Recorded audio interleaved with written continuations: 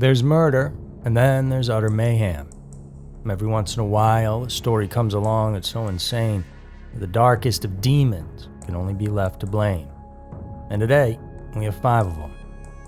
This one's for the OG fans of the channel. There are 5 disturbing occult crimes. Number 5, House of Horrors. Sometimes neighbors can be annoying. They might be too loud, maybe their car is in your way, or they don't keep up with their lawn. Whatever it is, you might not like them all that much, but I assure you it can get much, much worse. Case in point, you could find yourself living next to someone like Pazuzu Algarad, who was a Satanist that turned his North Carolina home into a literal house of horrors. Pazuzu, whose real name is John Lawson, was born on August 12th of 1978 in San Fran, California. He changed his name when he was 23 to Pazuzu Algarad, which he stole from the main demon in the movie The Exorcist. You can see where this guy's head was at. From an early age, he had always showed signs of emotional distress and mental issues. While his mother Cynthia initially sought psychiatric help for him, financial issues eventually halted his treatment, and he was left on his own to figure it out. As a result, he turned to self-medication with various substances. And by the time he changed his name, he was becoming increasingly withdrawn from society. He wanted nothing to do with how it was set up and functioned. He did things our culture frowns upon, like only bathing once per year, as he believed that cleaning the body would weaken it. The natural oils and dirt made him strong, and similarly, he didn't brush his teeth either, and in fact, he actually filed his teeth down into sharp tips. His home at 2749 Nob Hill Drive in Clemens, North Carolina, became a sanctuary for other outcasts and those living on the fringe. Like Charles Manson, Algarad had a dark charisma that attracted misfits. Among his followers were his fiancées Amber Birch and Crystal Matlock, who were frequent visitors to his chaotic household. It was chaotic because those who visited here engaged in all sorts of dark arts.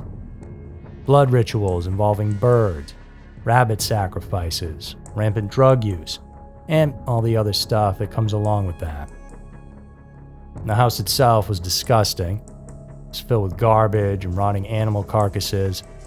Blood was smeared on the walls, adorned with satanic symbols and pentagrams. But there was also a whole lot more as well. Pazuzu would go on to be charged in 2012 with accessory after the fact of involuntary manslaughter, related to the discovery of a man named Joseph Chandler, whose body was found in a park having been shot to death.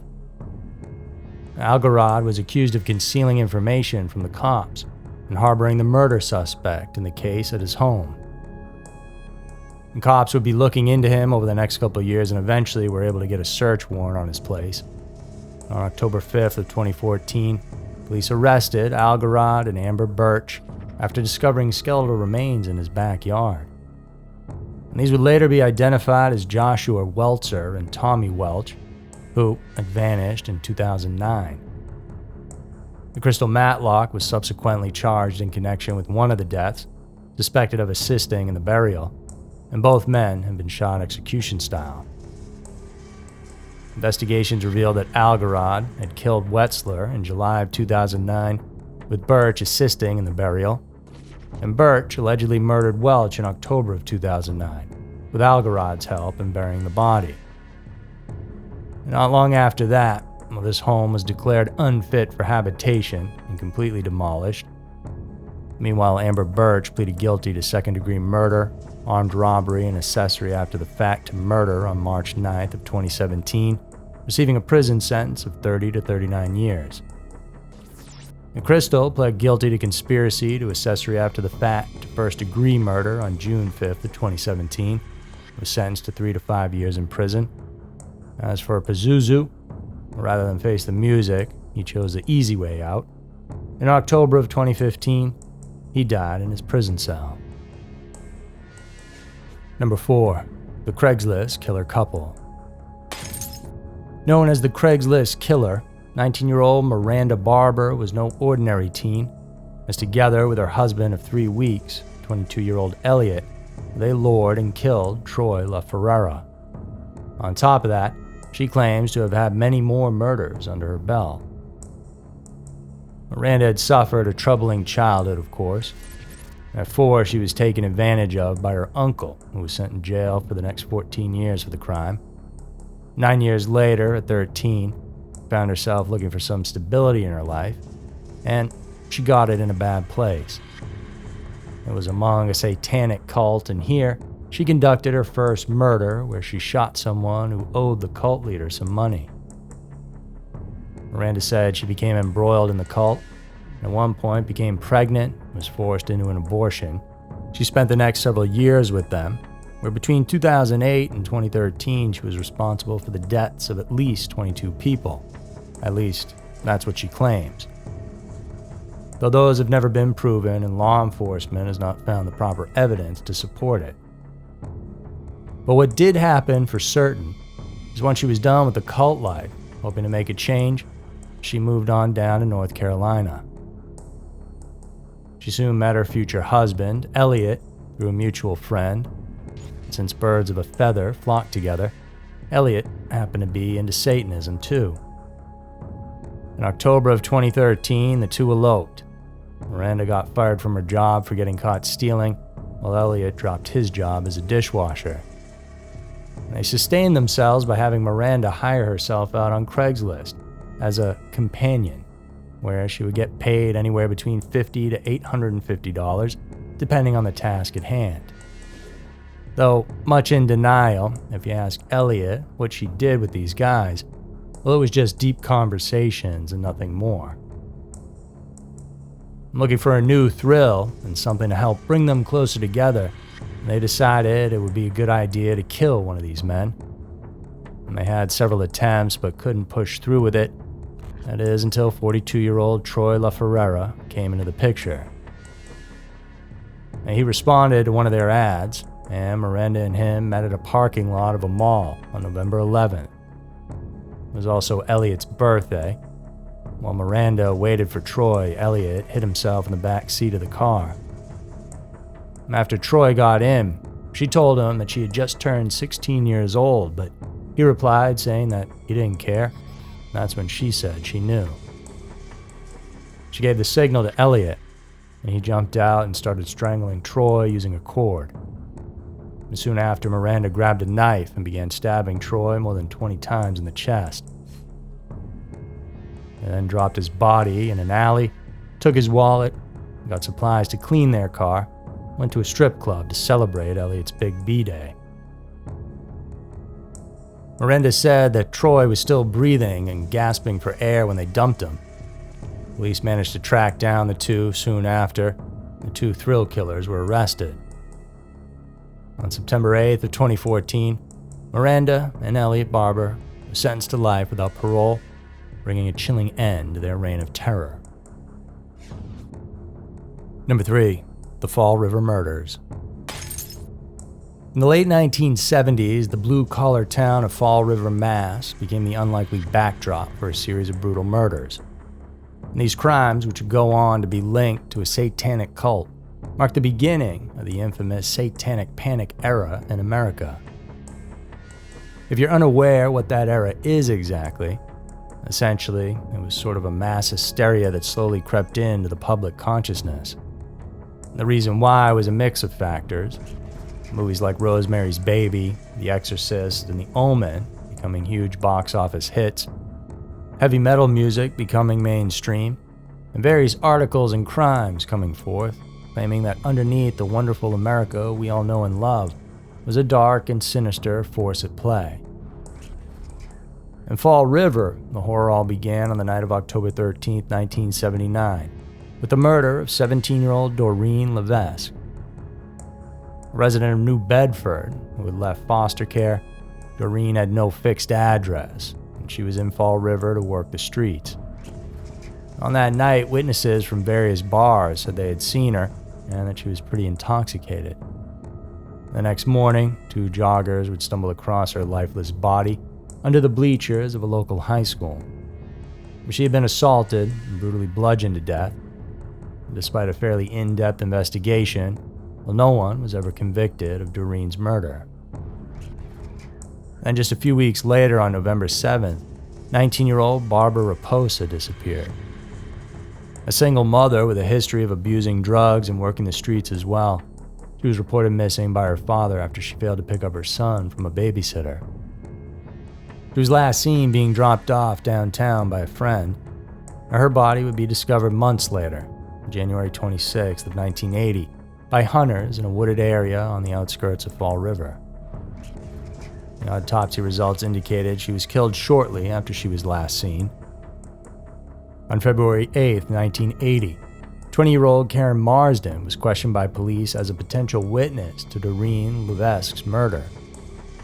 Fearful and refusing to identify the killer, she declined witness protection and just asked to be dropped off at a local church. The next day, she was reported missing by her grandmother, with portions of her skull then being discovered on April 13th, though her body was never fully recovered. Multiple individuals were charged in Karen's murder, but only Carl Drew and Robin Murphy were convicted. See, Carl Drew was a pimp and drug dealer who also was a satanic cult leader. He created this lifestyle to keep the people under him in line, and there were lots of them. Robin Murphy was part of his group, and she pleaded guilty to second-degree murder, initially testifying that Carl orchestrated Karen's killing and that she was forced to take part in it. And this would lead to her conviction and a life sentence with the possibility of parole. Murphy was ultimately released in 2004 and later recanted her confession, claiming she only testified to ensure the other participants were jailed. Though part of her testifying is also what allowed her to get out of jail early, so that very well could be the real reason. A man named Andy Maltus, who was entangled with the whole crew of bad apples, was later convicted and sentenced to life in prison without the possibility of parole for Barbara's murder. The waters are muddied in this one as to who was actually responsible for what, but there's no question these three had done some very bad things, and probably along with some other people. The Fall River murders, which were a dark chapter in the city's history, were marked by brutality and mystery, believed to be linked to a satanic cult, and combined with everything else happening across the U.S., helped spark the satanic panic era, which still exists to a certain degree even today. Number 2. The tragic story of Sherry Daly. The following is the heartbreaking story of Sherry Daly, loving wife and mother who was betrayed in the worst way by the very person she trusted the most in this life. Sherry was living what seemed like an idyllic life in Ventura County, California. Married to her high school sweetheart, Michael Daly, the couple would go on to have 2 sons and the white picket fence out along the beautiful West Coast. Her life was good. On May 6th of 1996, the family's world turned upside down. As 35-year-old Sherry headed out to a Target to buy a Mother's Day gift and never returned. Michael, of course, reported his wife missing shortly after, and what the police found was utterly terrifying. Surveillance footage from the store's parking lot showed that Sherry had made it there, but that was also where the problem started. Because the video captured the exact moment she was handcuffed and forced into the back seat of a teal Nissan Altima by a blonde woman in a tan pantsuit posing as a security guard. After that, the car then sped off. The police found Sherry's van right where she left it, with the keys in the ignition and her personal items and purchases scattered inside. So it didn't appear like a robbery was the motive, which meant the perpetrator wanted something else. That was probably much worse. It was a trying few weeks for the family and friends of Sherry as the investigation unfolded. And sadly, on June 1st, remains would be discovered in a ravine on Canada Lago Road, and they belonged to Sherry. She would leave behind her husband and 2 children, with the autopsy revealing that she had suffered multiple fractures from blunt force trauma to her head and face. She had been stabbed in the chest 12 times, which was determined to be the cause of her violent death. And for added measure, Her head had been removed too. And this type of murder, with it being so vicious, had the police on high alert.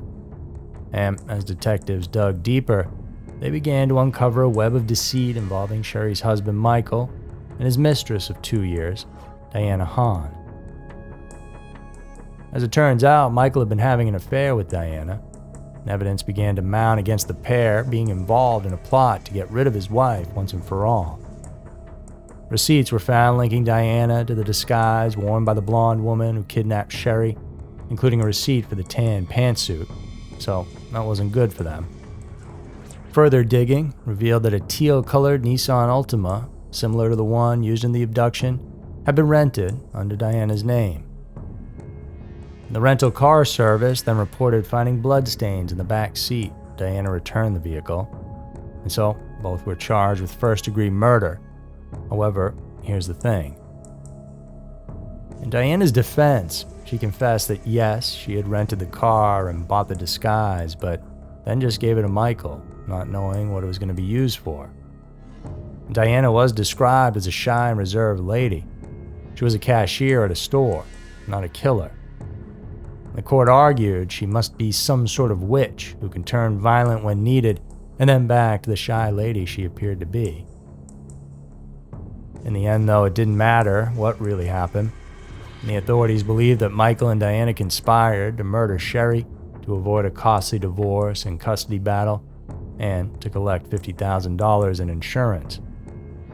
Diana's lawyers argued that Michael had manipulated her love for him to coerce her into committing the crime. However, the evidence was overwhelming. And both Michael and Diana were found guilty of first-degree murder and then sentenced to life in prison without the possibility of parole. Number 1. The Grizzly Tale of Blake LaBelle. Born May 8, 1981, Blake LaBelle came from a life of privilege. His father, Lorne, is a well-known Toronto real estate mogul and a Canadian Motorsport Hall of Fame inductee.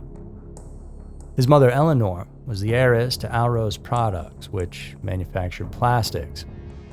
So with little to worry about in terms of finances, Blake looked to carve his own niche in the creative world, becoming a comic book writer and graphic novelist. In 2010, he published a novel called Syndrome, which depicted a sadistic doctor studying a serial killer. In it included graphic scenes, such as one where a man is murdered by being hung upside down and bled out. And soon, we would all see a prime example of life imitating art that would emerge in Blake's world. Ayana Kassian, originally from Ukraine, was a law graduate who immigrated to the United States in 2014, where she began pursuing a modeling career out in Hollywood. When Blake met her and was smitten, despite being married at the time, by 2015, Blake would abruptly end his marriage to Amanda Braun and soon became engaged to Ayana. The couple then welcomed their daughter, Diana, on May 3rd of 2016, and within a couple weeks, this joyous time in their lives would turn into the ultimate nightmare. On May 24th, Diana's mother, Olga, became worried after being unable to contact her daughter. They were close, and Ayana had her newborn, so they were talking constantly, and then all those calls just stopped. Olga contacted the police, who headed out to the West Hollywood apartment the couple was living in at the time, but when no one answered the door, they just left. And desperate at this point, Olga stood outside the apartment, yelling at Blake to open up. She even saw him look at her from a window, only to close the blind and walk away. Olga stressed that something was wrong, and so 2 days later the police fought with Blake to enter the home, but he had barricaded himself in. They eventually broke the door down and entered with guns drawn, and there, Ayana's mutilated body was found lying on the bed, with Blake calmly by her side. In a twisted attempt brought on by guilt, Blake had cleaned her up with a washcloth as best he could. Ayana had been drained of her blood after suffering severe head trauma, with her scalp being completely removed. And down in the basement, they would find 11 trash bags with bloodied sheets and clothes. And prosecutors argued that the murder was driven by Blake's inability to take on the role of father. He had jealousy and anger issues over their baby, who had taken all his wife's attention. In an attempt for power and control, he lost it and murdered his own wife. And the details of the crime were beyond gruesome. According to the LA County coroner, Dr. James Ribe, beyond just the scalp being removed, parts of her face had also been torn away. There were also numerous bruises and human bite marks on her head and neck. Dr. Ribe noted that Ayanna had lived for at least 8 hours after sustaining these horrific injuries, a testament to the unimaginable pain she endured. In the end, it was one of the most violent murders in all of California's history. Blake was charged with murder, torture, and aggravated mayhem.